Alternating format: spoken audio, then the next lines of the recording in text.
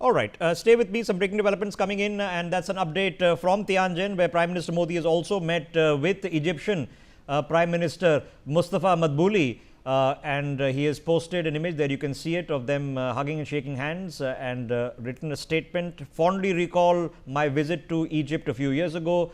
The India-Egypt friendship is scaling new heights of progress. And that you can see on your screens. So there are step-aside meetings, there are more formal conversations that have happened, which I've already alluded to. So this has happened, but as it happened under terms and conditions in what is a confusing situation in the globe right now, and the confusing situation to every one of us listening and watching is what the world represents. The only thing that has happened is that the curtain has been lifted by the brashness coming out of Washington.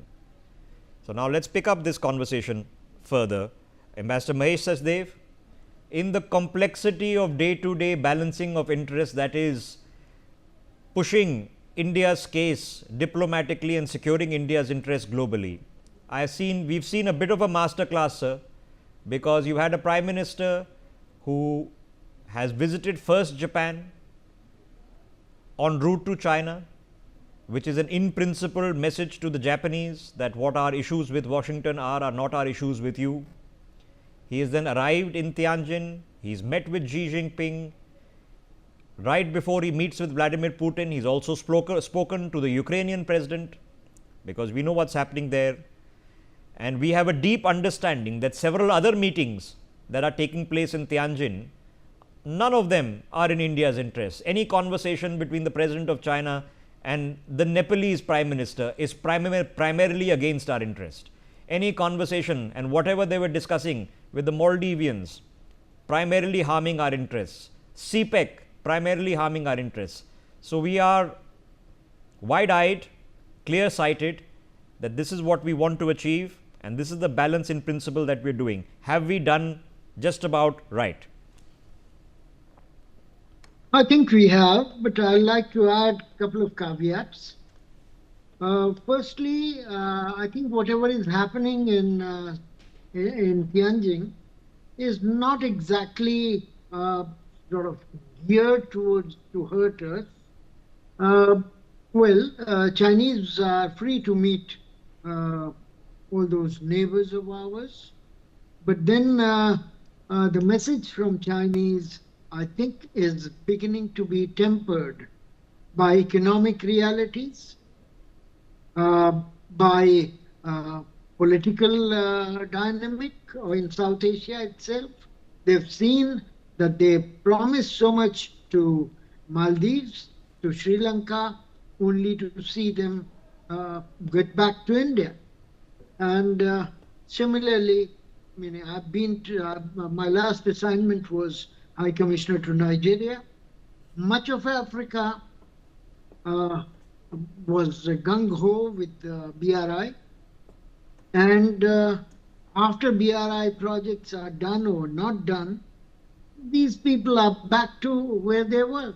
And China's ability to reap reward of BRI have been limited because commodity prices have crashed. And China doesn't need as much of steel, it doesn't need as much of bauxite, and so on and so forth. So let's not confuse the issue. People are going to talk behind our back, either bilaterally or multilaterally, but we have to stay strong. And as long as we are consistent, people would hear us because we are a voice of reason. Secondly, I think I would also like to put to you that President Trump and his MAGA base is not likely to lose their sleep over what happens in SCO. Let facts speak for themselves. Today, United States has 26% of world's GDP, and SCO states put together have about 30% of the GDP of the world. Once again, there is the G7 is far more united than SCO is. there is certain direction, while SCO doesn't have it. Same about NATO or other things. Now, the inner dissensions, inner differences between Iran and Azerbaijan, for example, between Armenia and Azerbaijan, between even Russia and China with regard to territorial disputes which are still lingering. Remember Usuri River Yes. clash that the two countries had. So all those issues are there. Now, what Chinese are trying to do, to my mind, is two things. First, it's all optic, showing to United States that they have a huge support of 20 heads of states, etc. Second is to reform BRI into a specific Eurasia structure. BRI has become unwieldy, 130 countries, and in any case, many of the projects have already been accomplished by Chinese companies, money has been made. Yes. Now they are focusing on Eurasia through SCO, a body which was formed to have post-Soviet Union border and narcotics and terrorism in Central Asia, is now sought to be expanded to include economic content. Yes. For what? For infrastructure in that Central Asia, in Russia, in other parts of the world. Yeah, and none of that, sorry to interrupt you, Ambassador, none of that changes. India has an in-principled opposition to the Chinese BRI projects. We've chosen not to partake despite their request multiple times to do so. And none of that changes. Nothing in that regard has changed at all. We are just accepting the pragmatic reality of the world, and I'll just beg your interjection because we have a statement, a brief one that has been issued after India's Prime Minister has also met with the Maldivian President Mohammed Muizzu at the sidelines of this summit. He's made a statement saying that we appreciate the role of the Maldives in India's developmental cooperation in the South, unquote.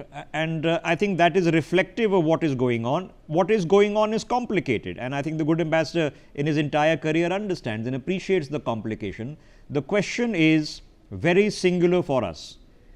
Are we now aligned to a particular bloc? You've had a very clear statement that no, we will do what is in India's interests in principle, no matter what it takes. You expect the Americans and Donald Trump to act in their interests, not in ours. Fair enough. If that's how the world works, it is. Number two, have the Chinese been a lot more respectful, even though they will at all times hold a dagger at your back? Don't be surprised. But are they being a little bit more respectful? The answer is yes. Does that change everything? The answer is no. So what actually happens? Let's get a different perspective. And from a country where India has now had a very good association, where a lot of logics are in play, but equal balancing acts are also complicated. Dan Perry joining us, sitting from Tel Aviv. Dan, as far as most of the Western world